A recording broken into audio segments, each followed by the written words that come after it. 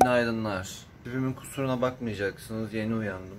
Gerçi genel olarak videolarımı izliyorsanız tipimin kusuruna pek bakmıyorsunuzdur yani. Bu videonun açılışıyla ilgisi yok, kendimizi kandırmayalım. Bugün uykum var. Ama bir plan yapıldı ve bu plana uymam gerekiyor. Bu planda Yıldız Tekne'ye gitmek. Çünkü neden olmasın, değil mi? Size içerik için her şeyi yapar oldum, görüyor musunuz?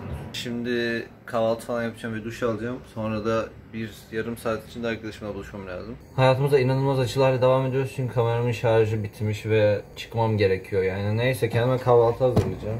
Yapmak isterdim, gibi olmak isterdim arkadaşlar. Hani böyle insanlar sabah rutinimi çekiyor da böyle aşırı havalı bir sabah rutinleri oluyor. İşte meditasyon falan yapıyorlar sabah kalkınca, ne bileyim. Honestly, it's never gonna be me. Şöyle yapalım. Beni anlayacaklar var aranızda, biliyorum. Yanıma çanta almak istemiyorum. O yüzden powerbank kendim bile götürmüyorum. Arkadaşım istedi ama genel olarak işte sağ cebim dolu, sol cebim dolu, arka cebim dolu. Bir de utanmadan kahvemin geri kalanını pet bardağı doldurdum ki yolda içiyorum. Şu an olmayan saçını mı düzeltiyorsun? Linç yedim. En gerekli zamanda şapka getirmedim bu arada. O da bayağı sıkıntı olacaktır. Sizi Evrim'le tanıştırayım. Paylaşmak istediğim bir şey var mı? Hava çok sıcak.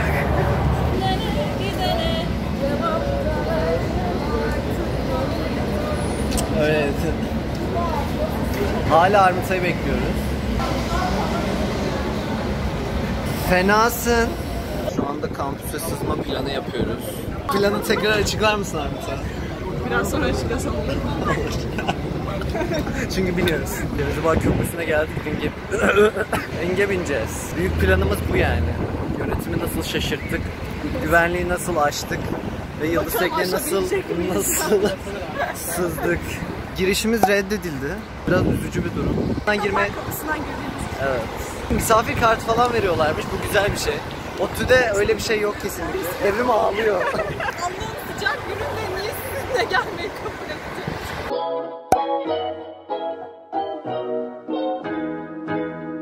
Güvenliği nasıl kandırdım? Fazla kolay oldu. Şimdi nasıl bir ulaşım izleyeceğiz? Ne kadar yürüyoruz? O 30 saniye. Bayağı. Şu an için ilk izlenimlerim çok başarılı.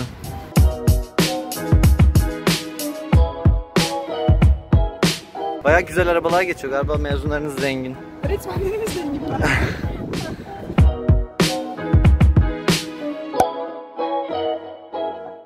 Final zamanı. Kütüphaneden daha dolu bir yer varsa o da Mivan'dır. Miami vibes. Utanmazlar bölüm bir şey. Edebiyatta erkekler tuvaletine gidip erkekler tuvaletine yanlış girdim herhalde. Elimi yıkayacağım yine de. Kulüplerden bir tanesi çok ünlü. Biliyorum, motor sporlarınız falan bayağı gelişmiş. Evet. İnsanların psikolojisi çok bozuluyor üniversite okurken. Bence Türkiye'de bozuluyor. Üniversite okurken değil de psikolojisi bozulacak olan varsa ilçeye gelmezsin. Şundan söyleyeyim.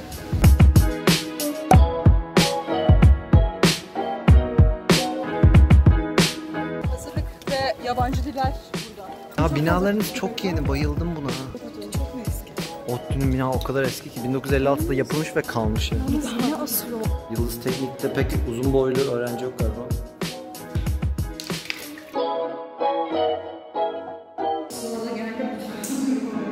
Ha tabii. Çok haklı bir yasak bu arada. Bir daha tekrarlayabilir misin? Hayatında illaki bir bitirirsen buraya geliyorsun. Çünkü hazırlık sınavı falan da burada oluyor. Arkada çöp kutuları var. Bir böyle şey yaptık. Yere çöp Gösterelim. Nerede? Bisikletler nerede? Karşıda. Ha şurada. Ne, YTÜ kartını mı okuyorsun? İTT kartını mı okutuyorsun? Bildiğin telefonda kodunu okutuyorsun. Ha. Uygulaması var. Biraz sıkıcı bir bina ama yine de gideri var.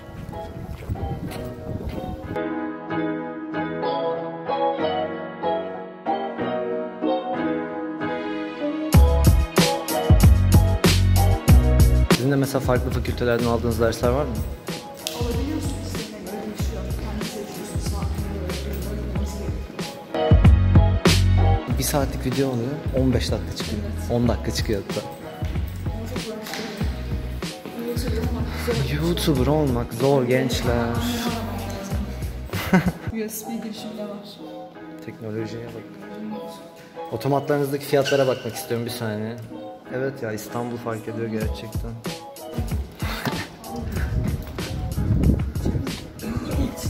İstanbul pahalı bir ilçemiz. Şahane bir gün gören manzarası yatıyor. Yıldız Teknik'in kalbinde. Uçsuz bucaksız. Burada Quidditch maçları yapılıyor. Tenis ve turnuvaları falan düzenliyor ya. Ve Amerikan futbolu da burada oynanıyor. Burada antrenman yapabiliyor. Fenasın Yıldız Teknik. Ama tek kötü özelliği burada oturacak yerler yok hani. Bir tek şu var galiba, o da yani bir tuhaf bir yer. Nerede vardı şok? Şurada yapmış. Evet. Şok lazım ya her üniversiteye. Tamam, geliyoruz. Duş alsın diye mi hamam yapıyorlar? Hayır, bilmiyorum. Kokuyor musunuz? Millet bahçesi ya şimdi burası artık. Onun için hamam da olsun istemişler şimdi.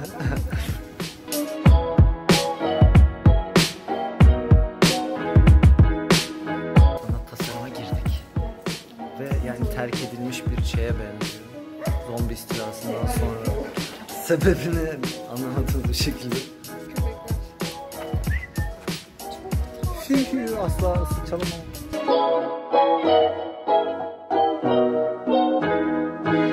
Mesela sana desem ki bir gününü Yıldız Teknik'te özetlemeni istesem ne derdin?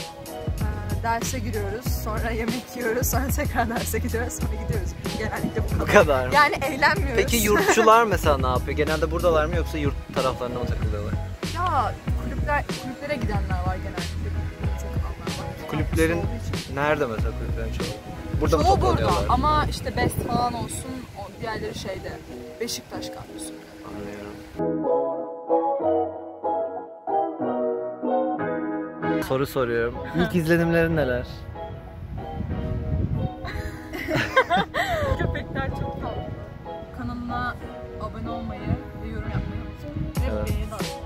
Çünkü Doruk sizin için gerçekten çok çalışıyor. Bir arkadaş olarak bunu söylüyorum. Teşekkür ederim. Hadi sen de aynısını söyle şimdi. Aynısını söylersem ne anlamı kalıyor ki? Ha, onun gibi bir şey söyle. Çana tıklayın.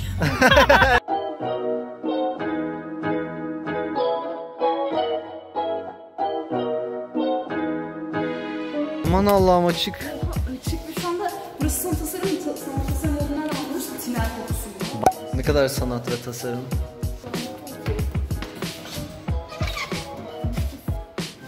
Müziği takip edin.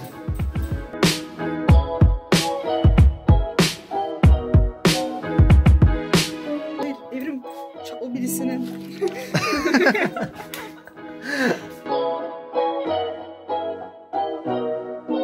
Bisikletin sanat tasarımına ne ilgisi var? Ne söz dizisinin bir kısmı da işte elektrik. Evet, YTÖ'yü bayağı şey yapıyorlarmış, kullanıyorlar. Şey ne? Sanat tasarım işte. Sanat ve tasarım, onu anlamlandırmaman lazım.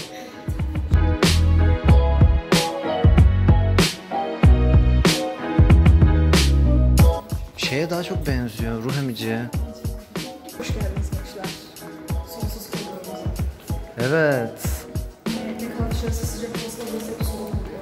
Hatta kışın aşırı soğuk oluyor. Tahmin edebilirim.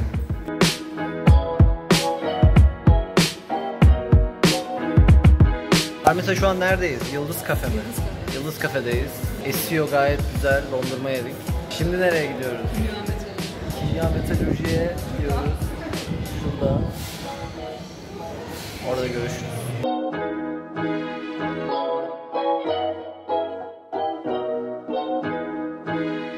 Devrim yazıyor. Biliyor musun? Biraz önce göstermesini. Devrim mi? Bir dakika. Triggerlandım.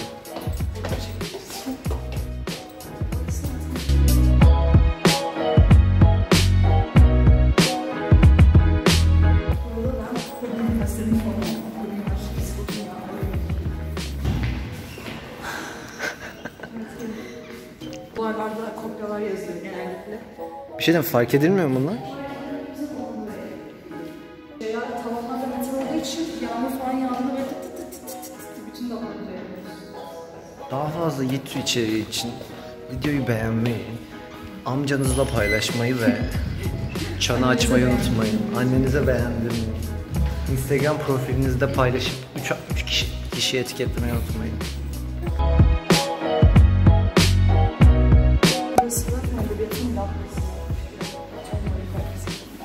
Patlar mıyız? Spider-Man olabilir miyim?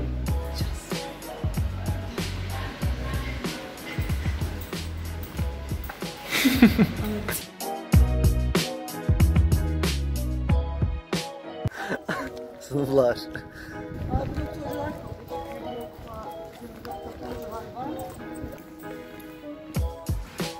Aynı dejavu oldum şu an. Bir şey diyeyim mi?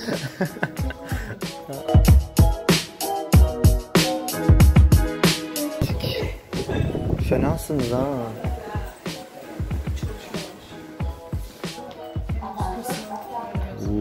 Şimdi mesela Marmara'da böyle bir Burada güzel korku film çekilir. çok koşası.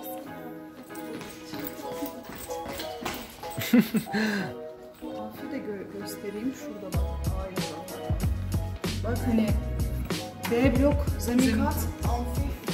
Tamam, mantıklı. Teacher'lar bunu öğrenin bak. Geleceksiniz buna size taktik veriyorum. Herkes öğrenemez. Bizim yarı dönemde derslik bulamayanlar var. Üniversite başladığınız zaman yardım istemekten çekinmeyin. Gerçekten. Yoksa yani hayatta kalamazsınız.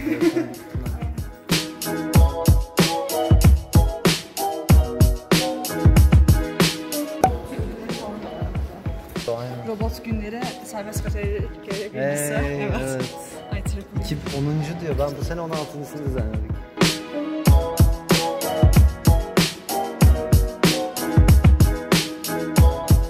Hapishane gibi duruyor. Evet. Ama yine de iyi ya. Şey ya, şu ortanın tavanı yok ya, o şey katıyor. İnsaniyet. YouTube'yu da gezmedim demem artık.